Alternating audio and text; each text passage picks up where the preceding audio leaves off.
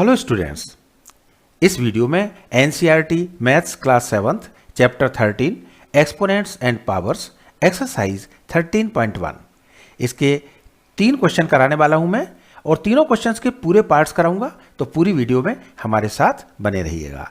लेकिन इससे पहले हम कुछ चीज़ें समझ लेते हैं ताकि ये क्वेश्चन बिल्कुल आसान हो जाएंगे और आपको हमेशा याद रहेंगे। ठीक है, सबसे पहले हम समझते हैं exponential notation. So exponential notation क्या है?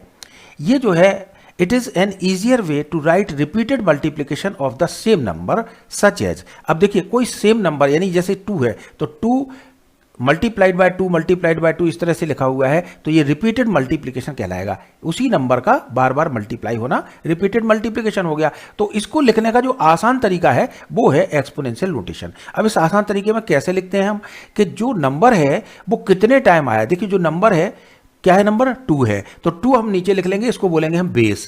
और कितने टाइम ये मल्टीप्लाई हुआ है, 1 2 3 4 5 6 टाइम्स हुआ है तो ऊपर जो है पावर में आ जाएगा 6, यानी इसको एक्सपोनेंट बोलेंगे। सो ये हो जाएगा 2 raise to the power of 6। ठीक है, या इसको 2 टू द पावर ऑफ 6 भी बोल सकते हैं। तो इसमें इसको यहां पर समझ लें अपन कि 2 क्या है, ये बेस है और इसमें 6 क्या है, एक्सपोनेंट है।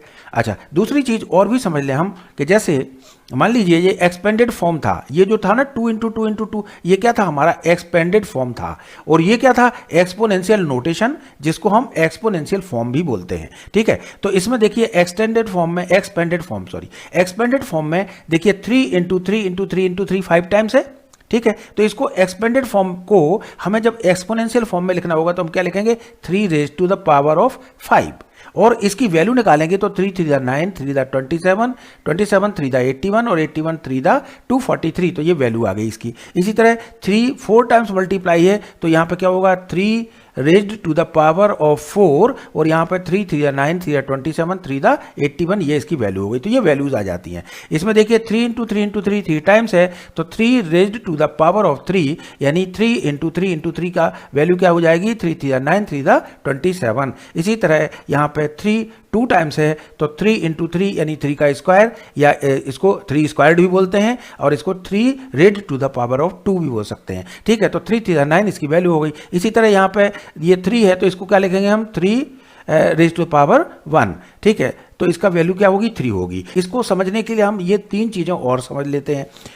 Any value raise to the power of 1 is just to the value itself. जैसे मतलब कोई भी नंबर है, जैसे यही ले लें अपन, 3 रेज टू पावर 1 था तो 3 रेज टू पावर 1 को हम नंबर इटसेल्फ मतलब खुद स्वयं में 3 आ गया, 3 raise to power 1 is equal to 3 आ गया, यानी n raise to power 1 is equal to n हो जाएगा। दूसरा क्या है, एनी नॉन जीरो नंबर। अब नॉन जीरो नंबर है, ये देखो 3 नॉन जीरो नंबर है ना। तो नॉन जीरो नंबर और वेरिएबल, इसकी जगह वेरिएबल भी हो सकता है कोई x y z a b c d। तो raise to the power of 0 is equal to 1। यहाँ पे अगर कोई भी नॉन जीरो नंबर है तो उसके ऊपर पावर अगर 0 है तो उसकी वैल्यू 1 होगी। तो ये 1 है यहाँ पे, देखिए n raise to power 0 is equal to 1। और एक चीज और समझ लें अपन कि the quantity 0 raise to power 0 is undefined. अगर ऐसा लिखा हो तो ये डिफाइन नहीं कर सकते हम। अब हम करते हैं इनके क्वेश्चन फटाफट। ठीक है, question number 1, find the value of 2 raise to power 6। अब इसकी वैल्यू निकालनी है तो क्या करेंगे, ये क्या लिखे हुए हैं, एक्सपोनेंशियल फॉर्म में है। तो सबसे पहले एक्सपोनेंशियल फॉर्म में है तो इसको 2 रेज टू पावर 6 है तो इसको क्या करेंगे हम, एक्सपेंडेड फॉर्म में लिख लेंगे। तो कितने टाइम लिखना पड़ेगा, 6 टाइम्स लिखना पड़ेगा क्योंकि इसका एक्सपोनेंट कितना है, 6 है। तो 1 2 3 4 5 और 6।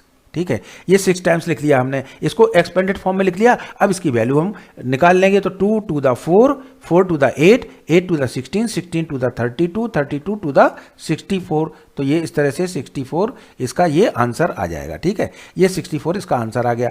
इसी तरह हम दूसरा वाला क्वेश्चन देखें तो ये फर्स्ट पार्ट था, अब इसका सेकंड पार्ट देखते हैं।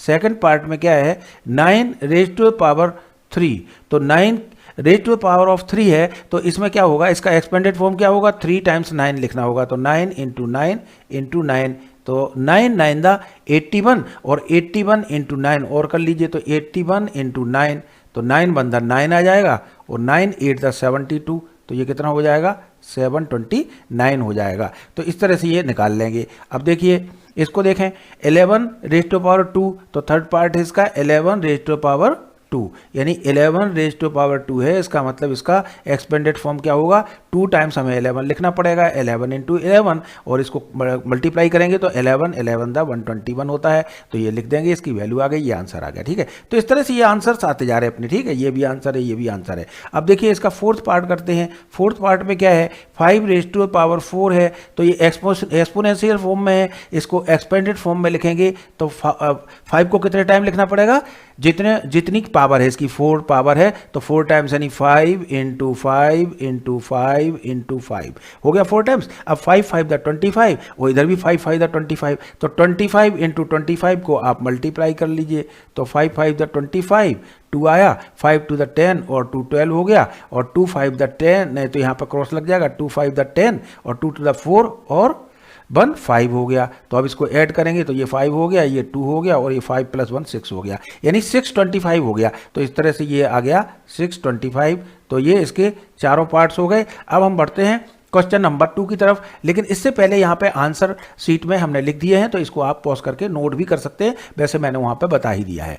करते हैं क्वेश्चन नंबर 2। क्वेश्चन नंबर 2 में क्या है, express the following in the exponential form. इसको एक्सपोनेंशियल फॉर्म में लिखना है, यानी ये एक्सपेंडेड फॉर्म में लिखे हुए हैं। देखिए ये क्या है, एक्सपेंडेड फॉर्म में लिखा हुआ है, तो इसका एक्सपेंडेड फॉर्म में कितने टाइम है, 6, 4 टाइम्स है, 6 इंटू 6 इंटू 6 इंटू 6 ऐसे लिखा हुआ है। अब इसको एक्सपोनेंशियल फॉर्म में लिखना है, मतलब बेस क्या है इसका, 6 है, और कितने टाइम बेस रिपीट हो रहा है, 4 टाइम्स, तो रेज टू पावर 4, तो 6 raise to the power of 4 इसका आंसर हो जाएगा। इसी तरह दूसरा वाला देखें, इसमें क्या है, t मल्टीप्लाइड बाय t, यानी t बेस 2 टाइम्स रिपीट हुआ है, तो इसमें क्या होगा, बेस t रहेगा और पावर क्या हो जाएगी, 2 हो जाएगी, यानी t raise to the power of 2, या t स्क्वायर्ड भी बोल सकते हैं इसको। थर्ड का देखते हैं, थर्ड में क्या है, थर्ड में इसमें b 4 टाइम्स है, so b into B into B into B, यानी 4 टाइम्स b है, तो इसमें बेस क्या होगा, b होगा, और कितने टाइम रिपीट हो रहा है, ये 4 टाइम्स, तो b raised to the power of 4, ये इसका आंसर हो जाएगा। अब करते हैं इसका फोर्थ पार्ट। फोर्थ पार्ट में क्या है, देखिए 5 इंटू 5, ये 2 टाइम्स है, और फिर 7 3 टाइम्स है, तो इंटू 7 इंटू 7 इंटू 7।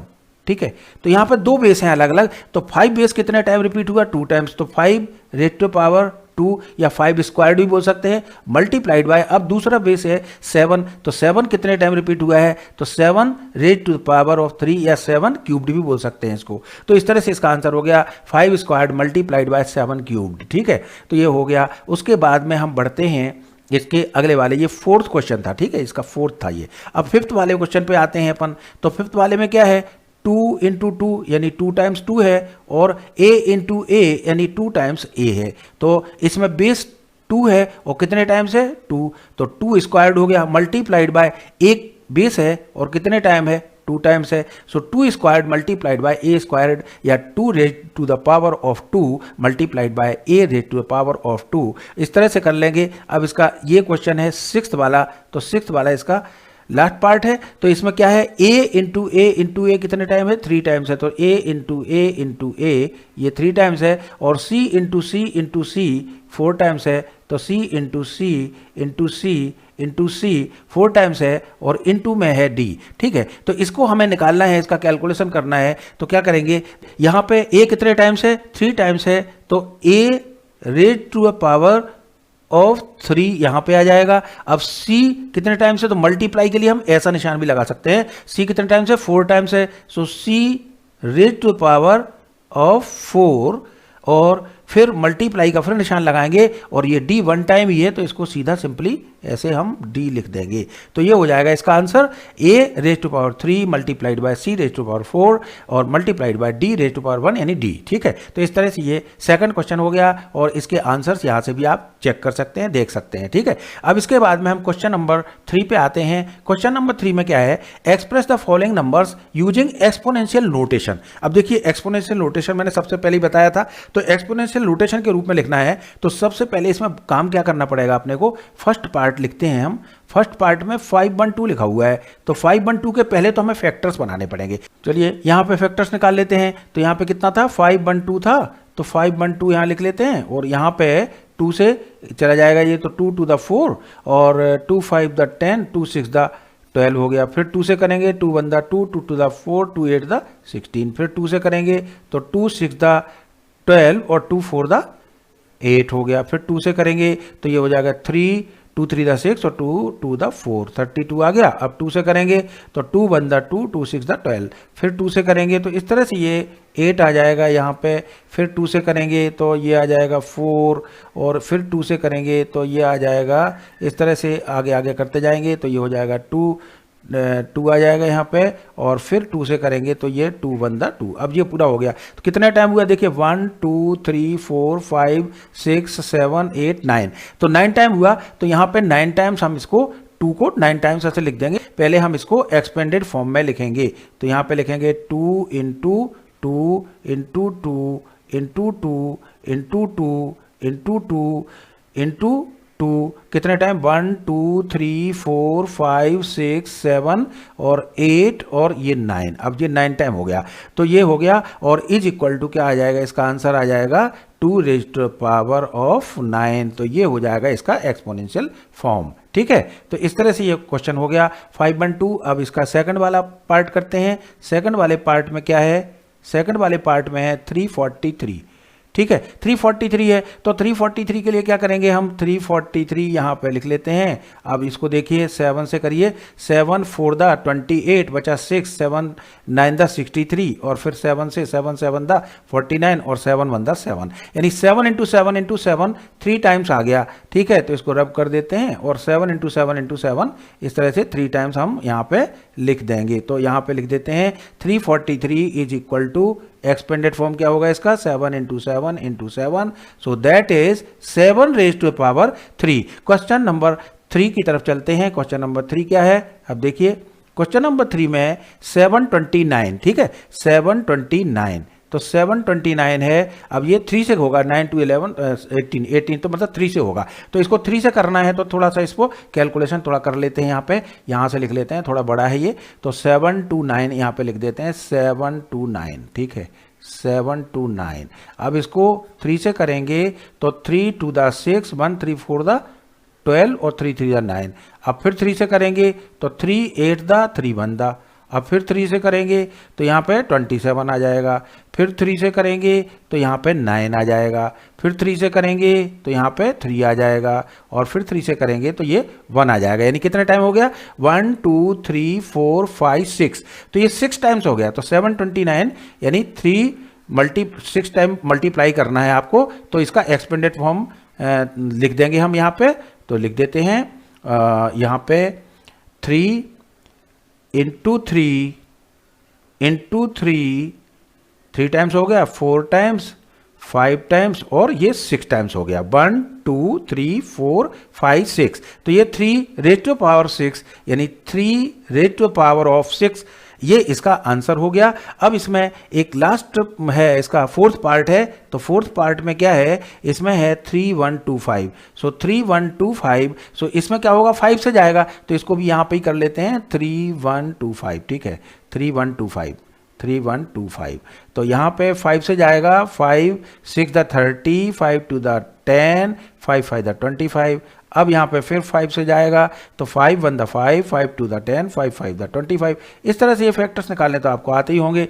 5 2 दा 5 5 दा 25 हो गया। फिर 5 से करेंगे तो 5 टाइम जाएगा और फिर यहाँ पे 5 से करेंगे तो अब ये पूरे फैक्टर्स हो गए कितने, 1 2 3 4 5, यानी 5 टाइम्स 5 का मल्टीप्लिकेशन है 3125। ठीक है, तो इसमें हम 5 टाइम्स यहाँ पे लिख देंगे। तो यहाँ पे लिख देते हैं 5 टाइम्स 5 यानी मल्टीप्लाई करना है। तो 5 इंटू 5 इंटू 5 इंटू 5 इंटू 5। तो इसका एक्सपोनेंशियल नोटेशन क्या हो जाएगा, 5 raised to the power of 5। तो इस तरह से ये आंसर्स इसके हो गए और इसके आंसर्स आप यहाँ पे देख सकते हैं। तो फ्रेंड्स, ये वीडियो आपको कैसी लगी कमेंट बॉक्स में ज़रूर लिखें और अगर अच्छी लगी हो तो इसको लाइक करें, सब्सक्राइब करें और ज़्यादा से ज़्यादा लोगों के साथ शेयर करें। Thank you very much.